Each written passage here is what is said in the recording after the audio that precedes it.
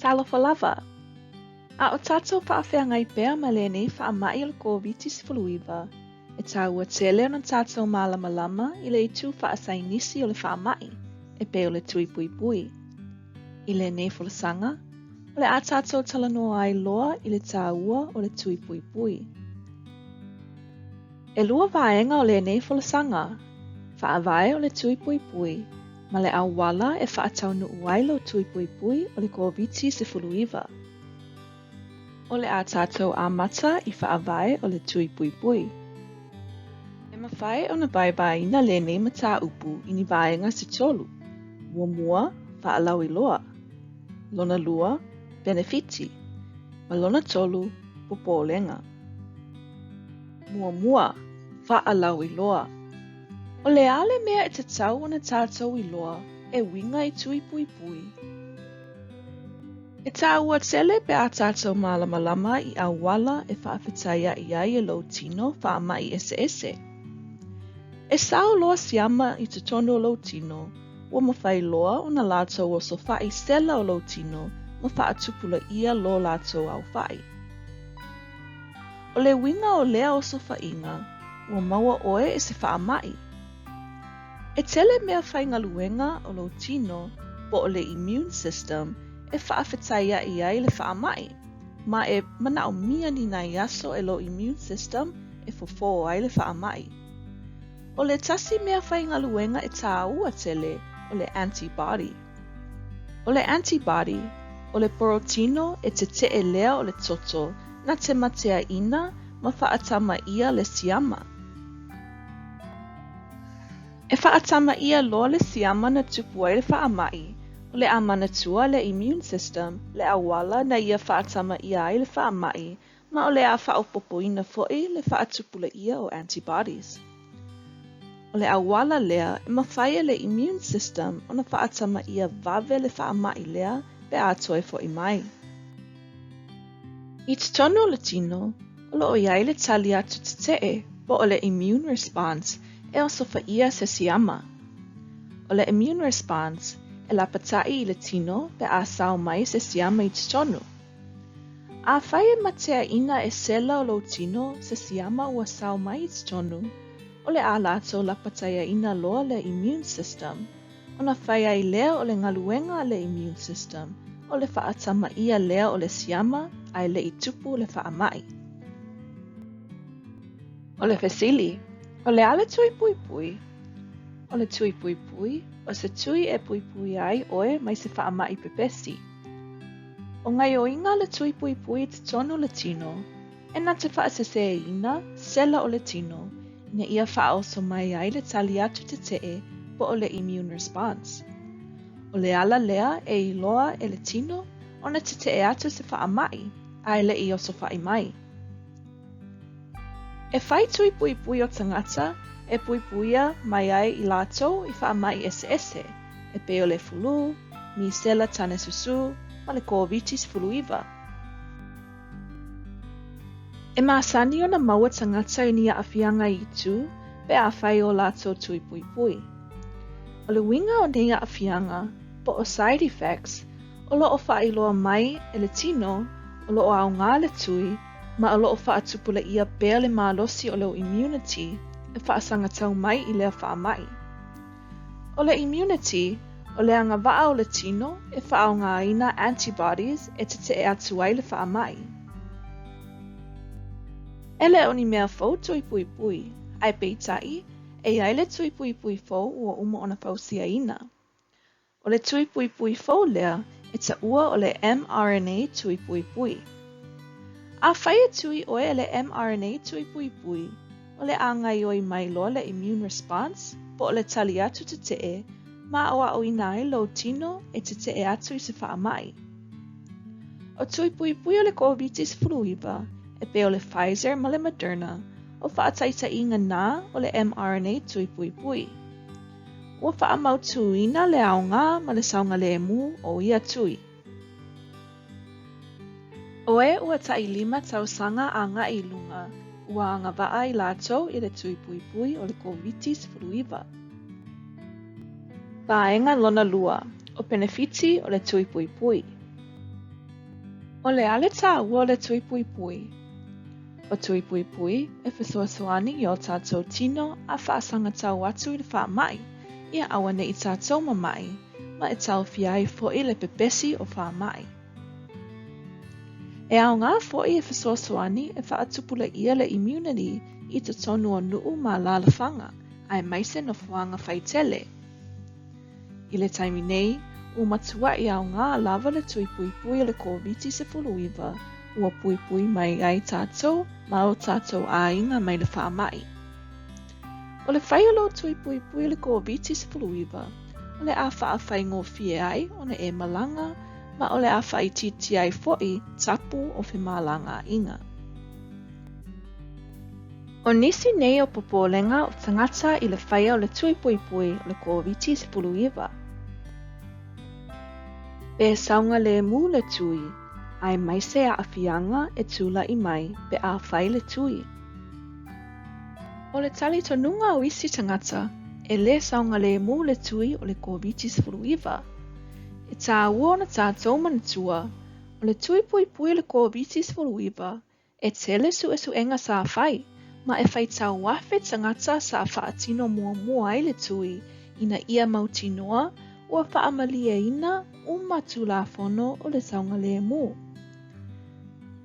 E le iaini popolenga tū ngā na maua i taimi o nei su e suenga uma. O lea, na whaamauni a Iloa ma whaunga ina i tutonu o le US, i lalo o le whaamalu o whaalave whaafuasei. Talu o na whaunga ina nei Tui Puipui, o lo o tuli matai pea ma waaba aia e le CDC ma le FDA. O le isi popolenga, o a whianga o le tino pe a whai le Tui Puipui. E iai tangata o le awa aia a whianga o le tino pe a whai o lātou Tui Puipui. Ai ia manatua, o whainga maasani lava ia o soo se Tui Puipui. O le whailonga lea, o lo o whaatupula ia le immunity. O le whaiunga lea o le vāenga mua o le nei folasaga. Ua tātou Iloa le winga o le Tui Puipui, ua tātou Iloa benefiti o le Tui Puipui, ma ua tātou talanoa ina nisi o popolenga o le tui. O le vaenga lona lua o le nei folasaga, o le awala e whaatau nuu ai lo Tui Puipui o le COVID-19. O le ala i le whaatau nuu ina o lo tui. La asanga mua. Talanoa i lau fō mai, ua fia whaisau Tui Puipui. Whaisau appointment i lau fō mai, a le ai, su e se avanua e whaiaisau appointment i lunga o le interneti i le www.healthhawaii.gov. La asanga lona lua. Whaamautu so awala e te aluai le nofuanga o lo whaiai le Tui Puipui. E iai vaenga e te tawana matai tūlelei i le fuafuanga o le awala e te malanga ai. E te tawana mautinoa le taimi o lau appointment ai le i whaamautuina lau awala. E iai company lātou te ofuina fua mai a lātou au aunanga e mamoli oi le nofuanga lo o whaiai le Tui Puipui e pe o le Uber po le Lyft. E mawhai foi o na e malanga i le pasi. Ai e tele i alu i lau appointment, mana tua e whaisau mea tausami ma ia lava lau inu. La asanga lona tolu. O lo malanga loa lea i lau appointment e whailo Tui Puipui. E ai vaenga e te tau na utangia pe ai alu whailo tui. E ai le pepa e te tau ona e whaatumu e fisilingia ai le whaamatalanga whaapitoa ia te oe. Mana o mia le iai o sau pepa whaamaunia, e iai so wata, po o le ID card. A whai e iai sau pepa inisiua o le whale mai, au mai lea. Ai lea whaina pe a le iai se mea. E uma loa vaenga ia, o na whaatau nuu loa lea, o na whailo Tui Puipui, i le pito i lunga o lo a ao. La asanga lona wha. A mai o na whailo tui, o le a whailoa atu ia te oe, E te tauana e nofo mo sina taimi ai tele I malanga I le fale, mo le observation period. O lona mafuaanga, ina ia mautinoa ai e leo a afia oe I le tui. Le taimi whaatulanga ina o le observation period e se 15 minute, pangana ai I la atou o lo o maua ini isi ngase. La asanga lona 5. Faise appointment mo lo tui lona lua pe a whai e lua Tui Puipui. O le Pfizer mo le Moderna e ta I lua tui. O le Johnson & Johnson e tasi le tui. La asanga lona 6. A uma loa na whai lo tui, toi fo I loa I le fale e whaisau malo longa pe a mawhai. E iai le awanoa e maua oe ni a fianga pe a whai le Tui Puipui. O ni isi ia o a fianga maasani. Ti ngā le 5 po le tau au, fiba, tino ngangase, ti ngā le ulu, I vale tino, maisi a fianga. E iai tangata e lea a fia. Talanoa I lau fo mai, e winga I ni whala au e mawhai ona e whaatauina. Ta mawhai e whaangai oi lo 5 e whasoaswani ai I le whaititia o le ti ngā. A whai e tui oe I le Moderna po o le Pfizer, e whaatupula ia le puipui o oe pe a e whaatau nuu le tui lona lua. E te tusa lava le awala na e uia e whai ai lo tui muamua, ma le awala e whai ai lo tui lona lua. Ai se ai mana o mia ai le lua o ni Tui Puipui. O le Pfizer ma le Moderna e ta I lua Tui Puipui e te tau na whai. O le tui muamua e whasoaswani le immune system e na te matea ina ai le virusi. O le tui lona lua e whaamalosi au I le immune response. O le Johnson & Johnson na o le tasi le tui. E tā ua na whailo Tui Puipui lona lua I le aso tonu e te tauna whai ai. O le Pfizer e tolu vai aso e vaa ai le tui muamua ma le tui lona lua. A whai na whailo tui muamua I le aso muamua o le masina o lona winga e te tauna whailo tui lona lua I le aso lua se furu lua o le masina lava lea. O le Moderna, e wha vai aso e vaa ai le tui muamua ma le tui lona lua. A whaina whailo tui muamua I le aso muamua o le masina o lona winga e te tau ona whailo tui lona lua I le aso lua se fuluiva o le masina lava lea. Whaafewheo na e mautinoa ua mai a le leo Tui Puipui. E mana o mia e lo tino sina taimi e pausi ai antibodies e peo na tatou talanoa ai muamua pe a uma ona whailo Tui Puipui.